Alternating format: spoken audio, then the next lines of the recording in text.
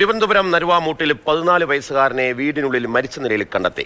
നരുവാട് സ്വദേശി അലോഹാനാഥിനെയാണ് വീടിനുള്ളിൽ മരിച്ച നിലയിൽ കണ്ടെത്തിയത്. ടി.എസ്. ഹരികൃഷ്ണനുണ്ട് വിവരങ്ങളുമായി. ഹരി, പോലീസ് നൽകുന്ന പ്രാഥമികമായ വിവരങ്ങൾ എന്താണ്?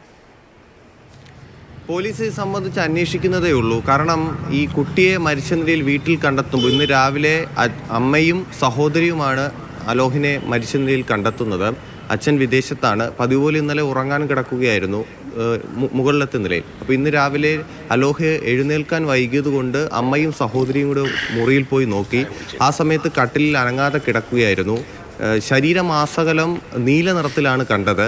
മാത്രമല്ല കഴുത്തിൻ്റെ ഒരു ഭാഗത്തൊരു മുറിവും കണ്ടു. അപ്പോൾ അതിനുശേഷം ഇവർ മരിച്ചു എന്നറിഞ്ഞില്ല. പകരം അയൽക്കാരെയൊക്കെ വിളിച്ച് ആശുപത്രിയിലേക്ക് കൊണ്ടുപോവുകയാണ് ചെയ്തത്. ആശുപത്രിയിൽ എത്തിയപ്പോഴാണ് കുട്ടി മരിച്ചു എന്ന് അറിയുന്നത്. അതിനുശേഷം ബാലരാമപുരം പോലീസിൽ വിവരമറിയിച്ചു. പോലീസ് അന്വേഷിക്കുന്നുണ്ട്. ഇതിൽ ഒരു സംശയം എന്ന് പറയുന്നത് കുട്ടിയുടെ കഴുത്തിൽ മുറിവ് എങ്ങനെ വന്നു എന്നുള്ള കാര്യം പോലീസ് അന്വേഷിക്കുന്നുണ്ട്. മാത്രമല്ല ബന്ധുക്കളടുത്ത് സംസാരിച്ചപ്പോൾ അവർ പറഞ്ഞത് ഈ കുട്ടിക്ക് കറണ്ടിൽ കളിക്കുന്ന ശീലം ഉണ്ടായിരുന്നു. അതായത് പ്ലഗ് പോയിൻ്റൊക്കെ കൊടുത്ത് ലൈറ്റുകൾ കത്തിക്കുക അങ്ങനെയൊക്കെ ഉണ്ടായിരുന്നു.